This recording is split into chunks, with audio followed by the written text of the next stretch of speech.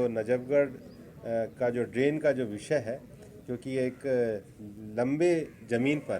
पानी के भराव होने के कारण, पानी के लगातार जमा होने के कारण सैम की समस्या का भी सामना करना पड़ता है। गुड़गांव के भी कई जो गांव हैं, जो आवासीय क्षेत्र की दृष्टि से दिल्ली में नज़दीक होने के कारण जिनका विकास हो रहा है, उनको भी समस्या का सामना करना पड़ता है।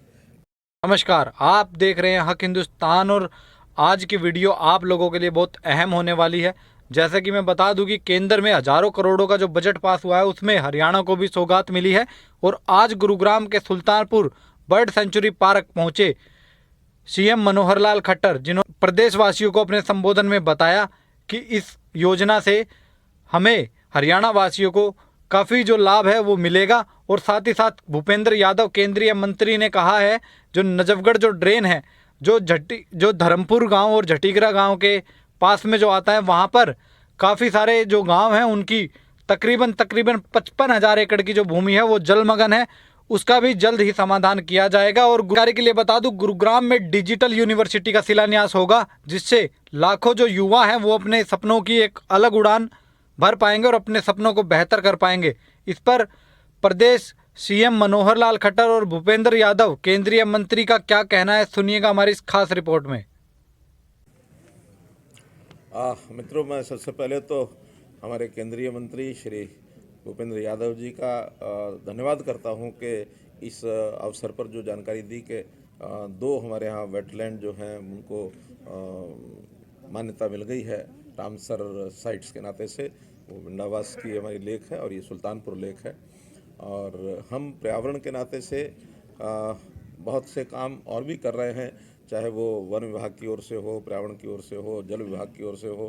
क्योंकि प्रकृति के जो साधन हैं उन सब का उपयोग और सदुपयोग वो सब हम करें और उसका दोहन करें, ना कि उनका शोषण करें। और इस नाते से विशेष तौर पर हमने जो पानी को लेकर के अपनी कई योजनाएं बनाई हैं, जैसा मेरा पानी मेरी विरासत योजना मैंने बनाई, जो कृषि यानी खेती करने वाले लोगों को अपील की कि कम पानी की फसलें वो उगाएं, कैश क्रॉप्स उगाएं, खास करके धान की बजाय अन्य डाइवर्सिफाइड जो फसलें हैं उनको उगाएंगे तो पानी की बचत होगी। इस प्रकार पानी के जो खास करके तालाबों का जो हमारा स्रोत है उनको भी स्वच्छ करने के लिए हमने जो पॉन्ड अथॉरिटी तालाब का जो प्राधिकरण बनाया है उसके माध्यम से भी लगभग 4,500 तालाब ये पिछले वर्ष में और अगले वर्ष में इनको सबको उसकी खुदाई करके उनके पानी को स्वच्छ करके ताकि उपयोग लायक बने और उसी में से इरिगेशन का भी उपयोग उस पानी में से करेंगे। तो ऐसे बहुत से प्रोजेक्ट हमने किए हैं। और खास साथ साथ टूरिज़्म का जैसे आपने विषय निकाला, तो हमने पीछे अपना मोरनी क्षेत्र के अंदर लेक हमारी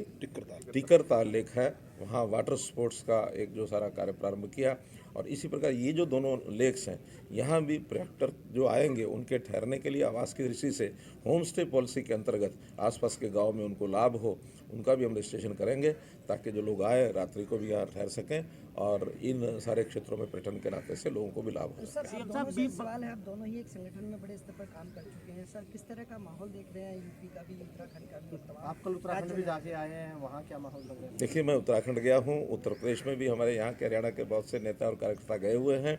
और सब तरफ से ये समाचार आ रहे हैं कि हम जो है भारतीय जनता पार्टी के नाते से दोनों प्रदेशों में तो दोबारा सरकार बनाएंगे ही, खास करके पंजाब में भी एक अच्छी जिसको कहना चाहिए एक प्रगति ऐसी होगी उल्लेखनीय कि आप लोगों को ध्यान में रहेगा कि भारतीय जनता पार्टी पंजाब में अपना एक मुख्य भूमिका निभाने के लिए आगे बढ़ रही है। हो सकता है कुछ लोगों के साथ मिल करके हमारा सरकार भी बना जाए, तो इसमें भी कोई दो वो बात राय नहीं है। देखिए, बहुत हमको लाभ मिला। जैसा मैंने एक सुझाव दिया था कि प्रदेशों को जो है 50 साल का जो ऋण मुक्त यानी ब्याज मुक्त जो ऋण दिया जाता है उसमें बढ़ोतरी करनी चाहिए। 1 लाख करोड़ रुपया उसके अंदर दिया गया है। हमने उसमें से 5,000 करोड़ रुपए की मांग की हुई है। हो सकता है हम उस आंकड़े तक पहुंच जाए, उस आंकड़े तक नहीं भी पहुंचेंगे तो भी जो पिछले वर्ष हमको केवल मात्र 90 करोड़ रुपया ही मिला था, लेकिन 90 करोड़ कहाँ और हमारी हज़ारों करोड़ रुपए की जो मांग है, निश्चित रूप से इसको हम कहीं नहीं तो 2000 करोड़ का तो अधिकार हमारा बनता ही है, जरूर डिजिटल मिलेगा। यूनिवर्सिटी क्या हरियाणा में आएगी क्या? जो डिजिटल यूनिवर्सिटी का जो एक आया है उसमें विषय, हम कोशिश करेंगे कि हरियाणा क्योंकि डिजिटली बहुत चीज़ों में आगे बढ़ चुका है, हमने अपने सारे रिकॉर्ड्स डिजिटल कर दिए हैं, परिवार पहचान पत्र का विषय बनाया है, ऑनलाइन सब चीज़ें की हैं, तो ऐसे विषयों को लेकर के डिजिटली हम जितना आगे बढ़े हैं, हमारा अधिकार बनता है कि हम चाहेंगे कि वो डिजिटल यूनिवर्सिटी हमारे यहाँ आए। आज पूरे दुनिया में विश्व वेटलैंड डे मनाया जा रहा है और दुनिया भर में एक रामसर कन्वेंशन है, अंतर्राष्ट्रीय नियम है जिसके अंतर्गत अगर कोई भी प्राकृतिक जल स्रोत ऐसा होता है जिसमें जैव विविधता भी होती है, जिसमें एक विशिष्टता भी होती है, जिसमें प्रवासी पक्षियों का भी स्थान होता है, उसको रामसर साइट डिक्लेयर किया जाता है। मुझे इस बात की खुशी है कि विगत वर्ष हरियाणा की 2 स्थानों को, भिंडावास को और सुल्तानपुर को वर्ल्ड वेटलैंड डे पे अवसर पर रामसर साइट डिक्लेयर किया गया। मैं माननीय मुख्यमंत्री जी को इसके लिए बधाई देना चाहता हूं। इस वर्ष भी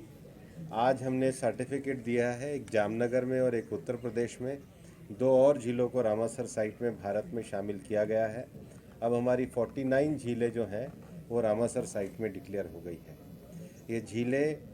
मनुष्य को, हमारी जैव विविधता को, हमारे पक्षियों को, हमारी वनस्पतियों को एक आश्रय प्रदान करते हैं और देश के बायोडायवर्सिटी का लगभग 40% भाग इस वेटलैंड से ही प्राप्त होता है और इसलिए इनको प्रिजर्वेशन करना, इसके लिए हम वेटलैंड मित्र बनाते हैं और ये वेटलैंड मित्र में हम स्थानीय जन भागीदारी को भी महत्व देते हैं और मुझे खुशी है कि माननीय मुख्यमंत्री जी ने जन भागीदारी और आर्थिक विकास के लिए भी जो हरियाणा में योजनाएं बनाई है उसका लाभ हमारे इस क्षेत्र को भी मिलेगा। एक और विषय में इस अवसर पर विशेष रूप से कहना चाहता हूं, पिछले कुछ दिनों पहले माननीय मुख्यमंत्री जी से एक मुलाकात हुई थी और हमारा ये जो नजफगढ़ का जो ड्रेन का जो विषय है, क्योंकि एक लंबे ज़मीन पर